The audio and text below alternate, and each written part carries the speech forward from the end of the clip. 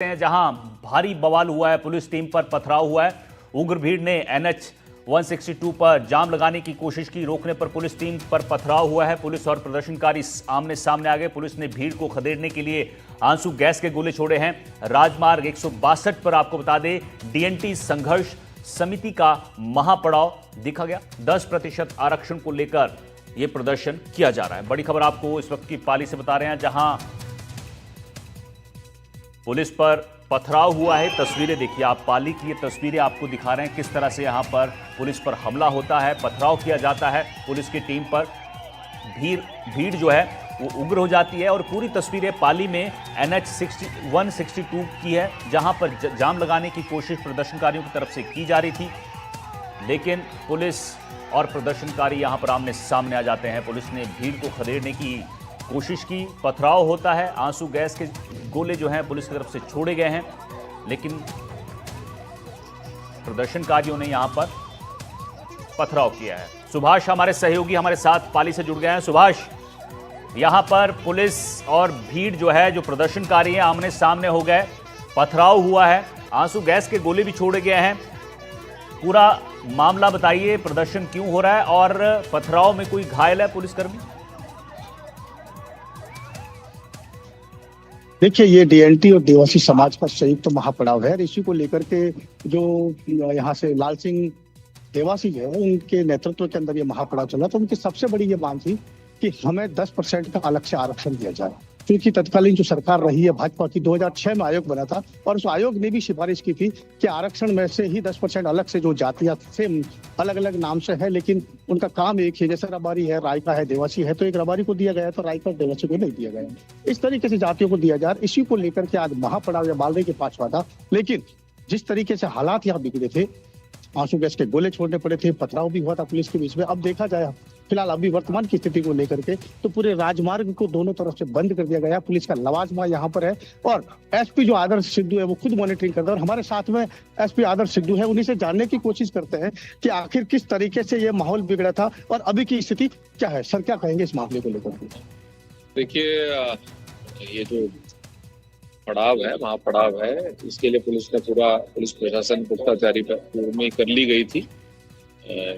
जब ये भाषणबाजी चल रही थी और प्रशासन द्वारा वार्ता करने का प्रयास किया जा रहा था, तब कुछ लोगों द्वारा पत्थरबाजी की गई है, जिसको कि माकूल जवाब दिया गया है और अभी स्थिति नियंत्रण में है। पुलिस प्रशासन अलर्ट है और स्थिति नियंत्रण में। अगर इस पत्थरबाजी में किसी प्रकार की कोई घायल होने की पुलिस की है या आमजन को लेकर के? देखिए, किसी को मेजर इंजरी अभी तक नहीं आई है, ना कोई आमजन घायल हुआ है, ना कोई जान माल की हानि हुई है।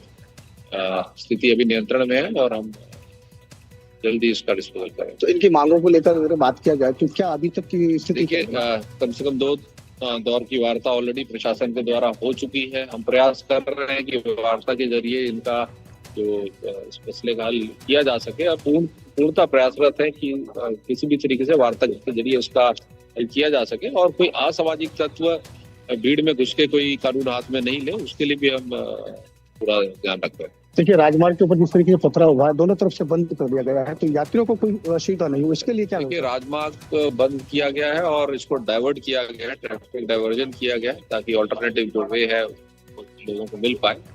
और बाकी हम वॉचफुल हैं, जल्दी ही हम इस डाइवर्जन को खत्म करके राजमार्ग खुलवा लेंगे। ये थे आदर्श सिद्धू, जिनका कहना था कि जल्दी ही राजमार्ग को खुलाने की कोशिश करेंगे और स्थिति नियंत्रण में है, लेकिन किसी भी प्रकार का जो माहौल बिगड़ा था ये आगे जाकर के नहीं बिगड़े और 2 दौर की वार्ता यहाँ हो चुकी है। देख सकते हैं कि किस तरीके से ये पॉसिबल है कि आपके आसपास जो प्रदर्शनकारी हैं उनसे बात हो पाती? देखिए, आसपास में सारा पुलिस का लवाजमा है, सारे जिले स्तर के जितने भी अधिकारी है पुलिस के, वो यहाँ पर मौजूद है और प्रदर्शनकारियों की अगर बात करें तो वो टेंट के अंदर है, वहां पर इनकी सभा चल रही है। उस सभा को लेकर के ही आगे की रणनीति तय की जा रही है। लेकिन SP जो आदर्श सिद्धू, उनका कहना है कि जिस तरीके से हालात बिगाड़ने की कोशिश की थी अभी पूर्ण नियंत्रण में है और कोशिश ये रहेगी कि रात तक स्थिति पूरी संभाल दी जाएगी। जो राजमार्ग बंद पड़ा है उसको खोलने की पूरी कोशिश रहेगी। जी, जो राजमार्ग बंद है वहां से जो गाड़ियां आ जा रही थी, क्या रास्ते को डाइवर्ट किया है या जाम की स्थिति है, क्या है ग्राउंड पर हालात? देखिए, राजमार्ग जाम है, लेकिन पुलिस प्रशासन ने डाइवर्ट कर दिया गया, क्योंकि ये मुख्य मार्ग है दिल्ली अहमदाबाद का और यहीं से सूरत और बेंगलोर और मुंबई जाने का रास्ता है। तो लेकिन सांडेराव के पास से इधर से डाइवर्ट कर दिया गया है। इधर से पाली के पास से अगर बात करें तो वहां रास्ते को बंद करके डाइवर्ट कर दिया गया है, यात्रियों को किसी भी प्रकार की परेशानी नहीं हो। लेकिन जो यात्री और जो बसें और जो वाहन पहले बीच में फंस चुके थे उनको जरूर परेशानी हो रही है। लेकिन पुलिस प्रशासन का एक ही रहा है ध्येय कि किसी भी प्रकार से इस जो माहौल को शांत किया जाए और रात तक इस राजमार्ग को खोल दिया जाए, जिससे यात्रियों को किसी प्रकार की परेशानी नहीं हो। लेकिन बात इस पर अटकी हुई है कि क्या ये मांगे मानी जाएगी और ये जो समाज है मानेगा या नहीं, और आगे की रणनीति क्या होगी ये तो समय के गर्त में है। ठीक है, यानी अब महासभा चल रही है और आगे की रणनीति क्या बनाते हैं प्रदर्शनकारी, उसके लिए थोड़ा इंतजार करना पड़ेगा। बहुत बहुत शुक्रिया आपका सुभाष इस जानकारी के लिए।